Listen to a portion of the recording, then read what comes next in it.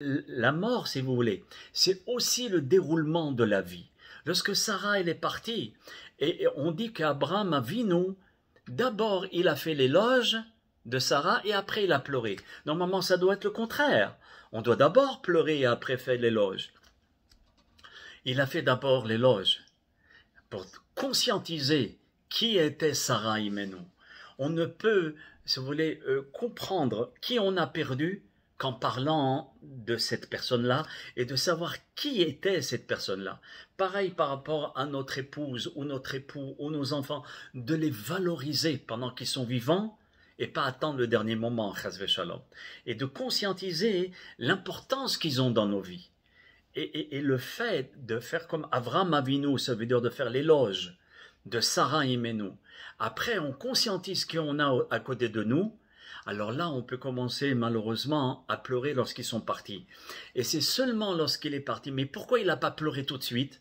Parce que, une minute, parce que Abraham Avinu savait que Sarah était dans un lieu fantastique, qui était le Olam Haba, qu'elle était proche de la Shekhinah, qu'il était tellement convaincu, Abraham Avinu, non seulement qu'il le voyait par sa prophétie, mais il était convaincu aussi qu'Hachem Yitbarach avait mis la Neshama de sa femme, Sarah Imenu, proche de lui. Automatiquement, il n'avait aucune raison de pleurer, que c'est seulement une seule chose pourquoi il pleure, qu'il conscientise quelle femme c'était.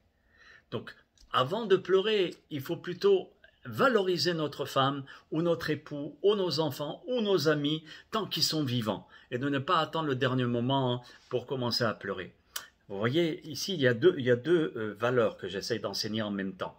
De valoriser nos proches et ensuite comprendre que la mort, ça fait partie de la vie, parce que nous sommes convaincus que ce n'est pas une fin en soi, chas v'chalela, mais il y a une suite. Et cette suite, même si on ne le voit pas avec nos yeux, la Torah nous parle du Olam Haemet et le Olam de l'âme d'une manière tellement claire, nette, précise, qu'on ne peut pas avoir de doute, surtout maintenant, Baruch Hashem, avec les témoignages des gens qui sont revenus, qui s'appelle La vie après la vie, où il y a une très très grande université aux États-Unis, où il y a des gens qui sont morts et qui sont revenus, qui racontent exactement mot pour mot de ce que le Zohar nous rapporte, qu'il y a la mort, la vie après la vie. Je ne dis même pas la vie après la mort, parce qu'il n'y a pas de mort, il y a une métamorphose.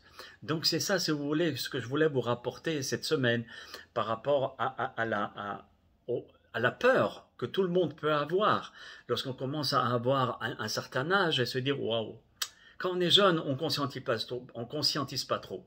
Mais à un certain âge, on se dit, bon, il ne faut pas, si vous voulez, paniquer.